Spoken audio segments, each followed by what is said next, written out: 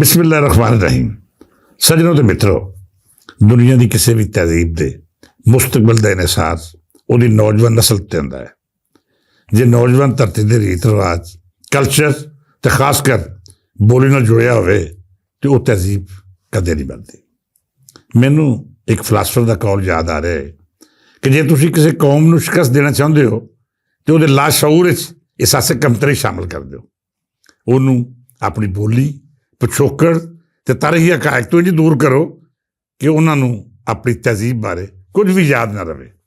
ਉਹਨਾਂ ਕੋਲੋਂ ਹੀਰੋਜ਼ ਖੋਹ ਲਵੋ ਅਤੇ ਅਜਿਹੇ ਲੋਕਾਂ ਨੂੰ ਉਹਨਾਂ ਦੀ ਸੋਚ 'ਤੇ ਮੁਸੱਲਤ ਕਰ ਦਿਓ ਜਿਹਨੂੰ ਉਹ ਹੀਰੋ ਸਮਝ ਕੇ ਆਪਣੇ ਤਾਰੀਖੀ ਹਕਾਇਕ ਤੋਂ ਨਾਸ਼ਨਾ ਹੋ ਜਾਣ। ਜੇ ਗੌਰ ਕਰੀਏ ਤਾਂ ਇਹ ਫਲਸਫਾ ਜਾਂ ਫਾਰਮੂਲਾ ਸਾਡੇ ਹਰ ਦੁਸ਼ਮਣ ਨੇ ਪੰਜਾਬ ਦੇ ਖਿਲਾਫ ਇਸਤੇਮਾਲ ਕੀਤਾ। ਜਿਹੜਾ ਹਮਲਾਵਰ ਆਇਆ ਉਹਨੇ ਸਭ ਤੋਂ ਪਹਿਲਾਂ ਇਸ ਧਰਤੀ ਦੀ ਰੇਤਲ ਉੱਤੇ ਵਾਰ ਕੀਤਾ। ਇੱਥੋਂ ਦੀ ਬੋਲੀ ਨੂੰ ਦੂਜੇ ਦਰਜੇ ਦੀ ਬੋਲੀ ਕਰਾਰ ਦੇ ਕੇ ਉਹ ਬੋਲੀ ਨਾਫਜ਼ ਕੀਤੀ ਜਿਹੜੀ ਉਹਦੇ ਨਾਲ ਦਿਆਰੇ ਗੈਰ ਤੋਂ ਆਈ ਸੀ। ਖਾਸ ਕਰ ਇਸ ਖਿੱਤੇ ਦੀ ਸਭ ਤੋਂ ਵੱਡੀ ਤਾਕਤ ਕਿਉਂਕਿ ਫਾਰਸੀ ਸੀ, ਸੋ ਜਿੰਨੇ ਵੀ ਹੁਕਮਰਾਨ ਲਹਿੰਦੇ ਪਾਸਿਓਂ ਆਏ ਉਹਨਾਂ ਵਿੱਚੋਂ ਬੇਸ਼ਤਰ ਨੇ ਫਾਰਸੀ ਜ਼ਬਾਨ ਹੀ ਇਸ ਧਰਤੀ ਉੱਤੇ ਮੁਸੱਲਤ ਕੀਤੀ। ਇਹਦੇ 'ਚ ਕੋਈ ਸ਼ੱਕ ਨਹੀਂ ਕਿ ਹਜ਼ਾਰਾਂ ਵਰ੍ਹੇ ਦੀ ਤਾਰੀਖ ਰੱਖਣ ਵਾਲੀ ਫਾਰਸੀ ਜ਼ਬਾਨ ਦਾ ਮੁਸ਼ਾਹਦਾ, ਅਦਬ, ਫਲਸਫਾ ਅਤੇ ਸਾਇੰਸੀ ਅਲੂਮ ਦੇ ਹਵਾਲੇ ਨਾਲ ਬਹੁਤ ਗੂੜਾ ਪਿਛੋਕੜ ਸੀ। ਪਰ ਇਹਦਾ ਹਰਗਿਜ਼ ਇਹ ਮਤਲਬ ਨਹੀਂ ਕਿ ਇਸ ਧਰਤੀ ਦੀ ਮੁਕਾਮੀ ਬੋਲੀਆਂ ਉਹਦੇ ਮੁਕਾਬਲੇ ਕਮਜ਼ੋਰ ਸਨ ਜਾਂ ਫਿਰ ਉਹਨਾਂ ਦੇ ਮਾਜ਼ੀ ਵਿੱਚ ਤਖਲੀਕ ਜਾਂ ਤਹਿਕੀਕ ਦਾ ਉਹ ਦਰਜਾ ਨਹੀਂ ਸੀ ਜਿਹੜਾ ਫਾਰਸੀ ਬੋਲੀ ਦੇ ਸੂਝਵਾਨਾਂ ਕੋਲ ਸੀ। ਮਜ਼ੇ ਦੀ ਗੱਲ ਇਹ ਹੈ ਕਿ ਮੇਰੇ ਪੰਜਾਬ ਦੀ ਧਰਤੀ ਦੇ ਅਲੂਮ ਉਸ ਬੁਲੰਦੀ ਉੱਤੇ ਸਨ ਕਿ ਫਾਰਸੀ ਦਾਨਸ਼ਵਰ, ਮੁਹੱਕਕ ਅਤੇ ਸਾਇੰਸਦਾਨ ਆਪਣੀ ਇਸਲਾਹ ਲਈ ਇਸ ਧਰਤੀ ਦਾ ਰੁੱਖ ਕਰਦੇ ਰਹੇ ਨੇ।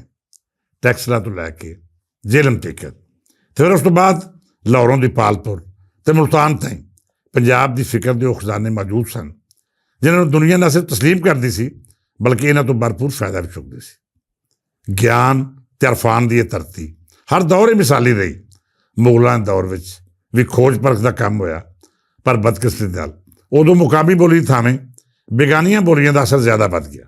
ਜੋ ਅਲੂਮ ਆਮ ਬੰਦਾ ਆਪਣੀ ਮਾਂ ਬੋਲੀ ਵਿੱਚ ਸਿੱਖ ਸਕਦਾ ਸੀ, ਹੁਣ ਉਹਨੂੰ ਸਰਕਾਰ ਦਰਬਾਰ ਦੀ ਜਾਂ ਫਿਰ ਮਦਰਸੇ ਦੀ ਬੋਲੀ ਫਾਰਸੀ ਜਾਂ ਅਰਬੀ ਸਿੱਖਣੀ ਪਈ। ਮੈਂ ਸਮਝਦਾ ਹਾਂ ਕਿ ਜੇਕਰ ਮੁਕਾਮੀ ਬੋਲੀ ਨੂੰ ਅਹਿਮੀਅਤ ਦਿੱਤੀ ਜਾਏ ਤਾਂ ਇਲਮ ਅਰਫਾਨ ਦੀ ਮੰਜ਼ਿਲ ਦਾ ਪੰਥ ਘੱਟ ਜਾਂਦਾ ਹੈ। ਜੇ ਤੁਸੀਂ ਕਿਸੇ ਬੇਗਾਨੀ ਬੋਲੀ ਵਿੱਚ ਇਲਮ ਹਾਸਲ ਕਰੋਗੇ ਤਾਂ ਫਿਰ ਮੰਜ਼ਿਲਾਂ ਬਹੁਤ ਦੂਰ ਚਲੀਆਂ ਜਾਂਦੀਆਂ ਨੇ। ਇਹੋ ਕੁਝ ਸਾਡੀ ਕੌਮ ਨਾਲ ਵੀ ਹੋਇਆ। ਇੱਕ ਤਾਂ ਮੁਗਲ ਦਰਬਾਰ ਦੀ ਬੋਲੀ ਫਾਰਸੀ ਸੀ ਅਤੇ ਦੂਜਾ ਪੰਜਾਬੀਆਂ ਨੂੰ ਇਸ ਦਰਬਾਰ ਤੱਕ ਬਹੁਤ ਘੱਟ ਰਸਾਈ ਹਾਸਲ ਸੀ। ਕਿਉਂ ਜੇ ਪੰਜਾਬੀ ਹਰ ਦੌਰ ਵਿੱਚ ਬਗਾਵਤ ਕਰਦਾ ਰਿਹਾ ਹੈ ਅਤੇ ਇਹਦੇ ਲਹੂ ਵਿੱਚ ਸ਼ਾਮਲ ਹੈ ਕਿ ਉਹ ਹਰ ਗਾਸਬ ਜਾਂ ਫਿਰ ਕਬਜ਼ਾਗੀਰ ਦੇ ਖਿਲਾਫ ਮੁਹਿੰਮ ਜੋਈ ਕਰੇ।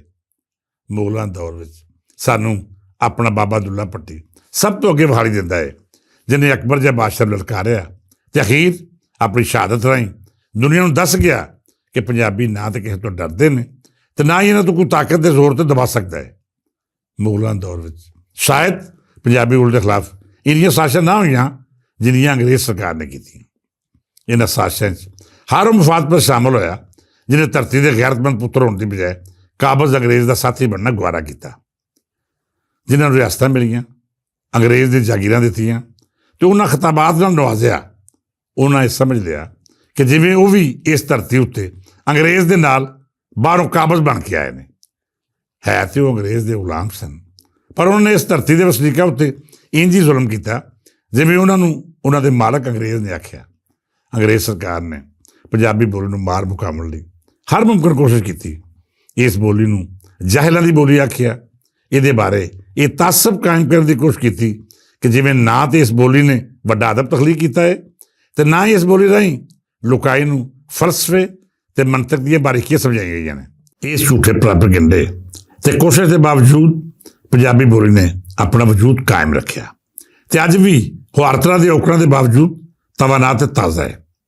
ਸੱਜਣ ਪਿਆਰਿਓ, ਪੰਜਾਬੀ ਬੋਲੀ ਦੇ ਖਿਲਾਫ ਜਿਹੜੀ ਆਖਰੀ ਸਾਜ਼ਿਸ਼ ਹੋਈ ਸੀ ਉਹ ਉਰਦੂਆਬੀ ਅਸ਼ਰਾਫੀਆ ਨੇ ਅੰਗਰੇਜ਼ ਦੇ ਨਾਲ ਰਲ ਕੇ ਕੀਤੀ। ਇਸ ਸਾਜ਼ਿਸ਼ ਮੁਤਾਬਕ ਪੰਜਾਬੀ ਨੂੰ ਸਿੱਖਾਂ ਨਾਲ ਜੋੜਨ ਦੀ ਨਾਕਾਮ ਕੋਸ਼ਿਸ਼ ਕੀਤੀ ਗਈ। ਪਾਕਿਸਤਾਨ ਬਣਨ ਤੋਂ ਪਹਿਲਾਂ ਹੀ ਪੰਜਾਬੀ ਅਤੇ ਉਰਦੂ ਨੂੰ ਸਿੱਖ ਅਤੇ ਮੁਸਲਮਾਨ ਬੋਲੀਆਂ ਕਰਾਰ ਦੇ ਕੇ ਇੱਕ ਅਜਿਹੀ ਤਹਿਰੀਕ ਸ਼ੁਰੂ ਕਰ ਦਿੱਤੀ ਗਈ ਸੀ ਜਿਹੜੀ ਪੰਜਾਬ ਦੀ ਮਜ਼ਬੂਤ ਰਿਆਸਤ ਨੂੰ ਕਮਜ਼ੋਰ ਕਰਨ ਦੀ ਇੰਤਹਾਈ ਨਾਪਾਕ ਅਤੇ ਘਟੀਆ ਕੋਸ਼ਿਸ਼ ਸੀ। ਫਿਰ ਜਦ ਪਾਕਿਸਤਾਨ ਬਣ ਗਿਆ ਉਦੋਂ ਵੀ ਉਸ ਅਸ਼ਰਾਫੀਆ ਜਿਹੜੀ ਇੱਜ਼ਤ ਕਰਕੇ ਇੱਥੇ ਆਈ ਸੀ ਉਹਨੇ ਪੰਜਾਬੀ ਬੋਲੀ ਦਾ ਕਤਲੇਆਮ ਕੀਤਾ।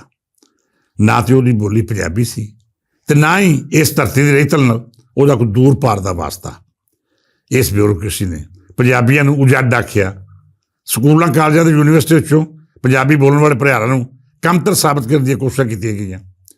ਇੱਕ ਖਾਸ ਕਿਸਮ ਦਾ ਮਾਹੌਲ ਬਣਾਇਆ ਗਿਆ ਕਿ ਜਿਵੇਂ ਪੰਜਾਬੀ ਬੋਲੀ ਤੋਂ ਦੂਰ ਰਹਿ ਕੇ ਤਰੱਕੀ ਮੁਮਕਿਨ ਹੈ। ਪਹਿਲੀ ਗੱਲ ਤੇ ਇਹ ਕਿ ਲੋਕਾਂ ਨੂੰ ਪੰਜਾਬੀ ਪੜ੍ਹਾਈ ਨਹੀਂ ਸੀ ਜਾ ਰਹੀ। ਦੂਜੀ ਗੱਲ ਇਹ ਕਿ ਇਸ ਪੰਜਾਬੀ ਬੋਲੀ ਦੇ ਬਦਲੇ ਉਰਦੂ ਨੂੰ ਉਹ ਦਰਜਾ ਦਿੱਤਾ ਗਿਆ ਜਿਹੜਾ ਉਸ ਦਾ ਹਰਗਿਜ਼ ਇਸਤਹਿਕਾਕ ਨਹੀਂ ਸੀ।